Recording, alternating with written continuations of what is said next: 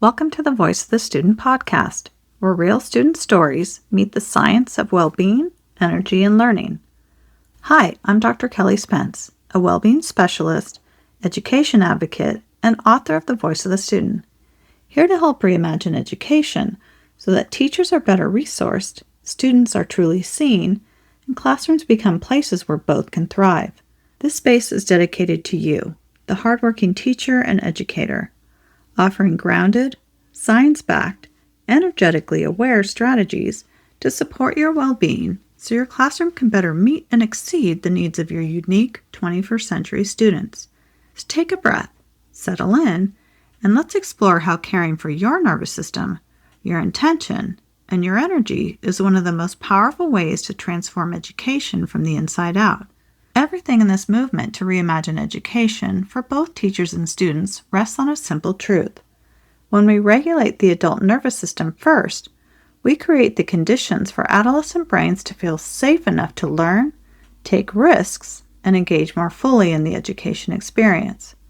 When your body is grounded and your energy is intentional, you can design a classroom that works with, not against, the teenage brain. So well-being and learning rise together. In a world of endless new programs, apps, and initiatives, it's easy to feel like you have to overhaul everything to see real change. But for the adolescent nervous system, predictability and rhythm matter more than novelty. A simple, repeatable routine can do more for learning and behavior than 5 new tools added on top of an already full day. The same is true for you.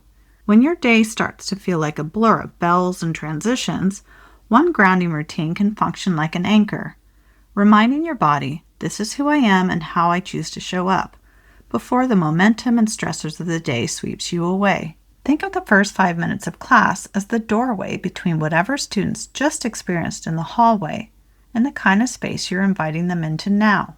Here's one way to structure those 5 minutes so they support both your well-being and theirs. First, invite everyone, including yourself, into one shared moment of arrival. This might be 3 slow breaths together, a brief eyes open, soft gaze while you all feel your feet on the floor, or take a quiet pause moment where students simply notice one thing they can see, hear, and feel. Next, offer a quick prompt on the board or aloud. On a scale of 1 to 5, 1 is low, 5 is high, where's your energy right now? Or what's one word for how you're arriving today? Tired, energized, stressed, happy, nervous, overwhelmed, unsure?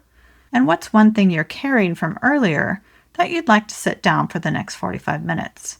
Maybe it was an argument or frustration with something or someone or just feeling off.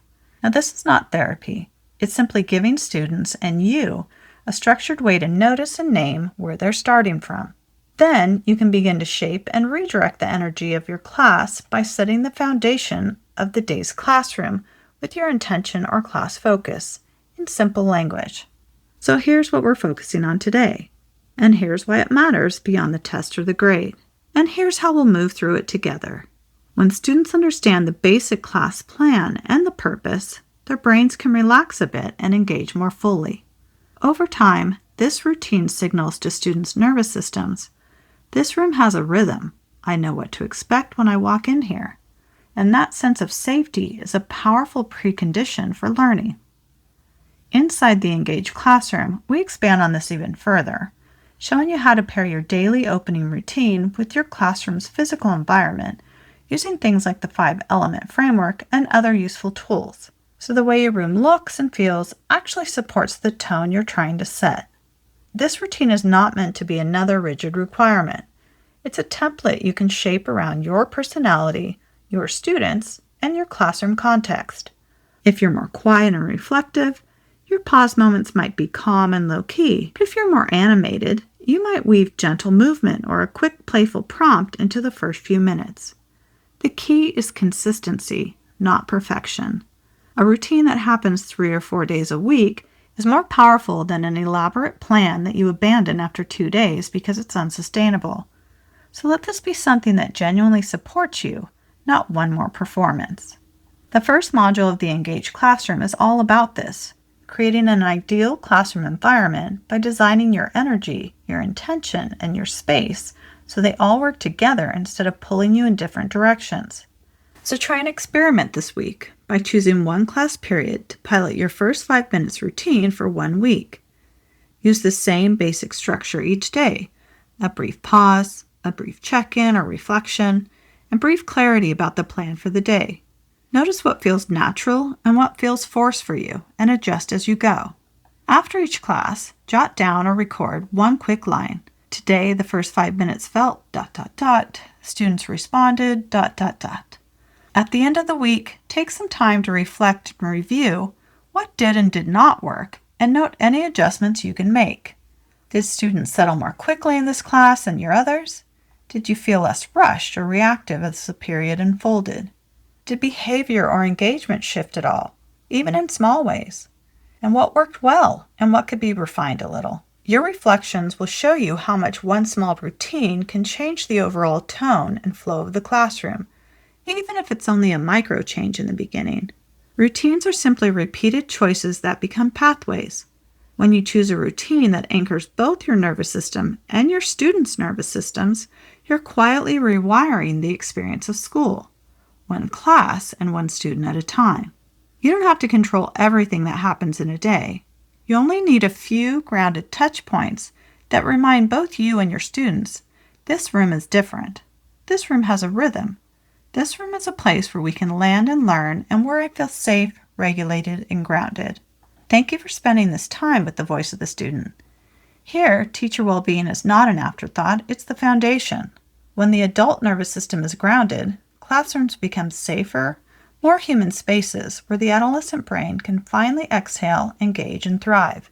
If this episode sparked ideas for your classroom, imagine what's possible with a step-by-step roadmap and a community of educators doing this work alongside you.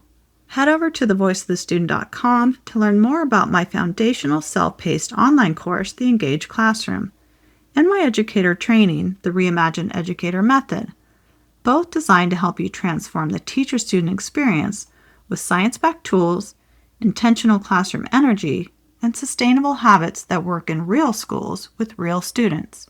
If this episode supported you, please like, subscribe, and follow The Voice of the Student and share it with one teacher friend.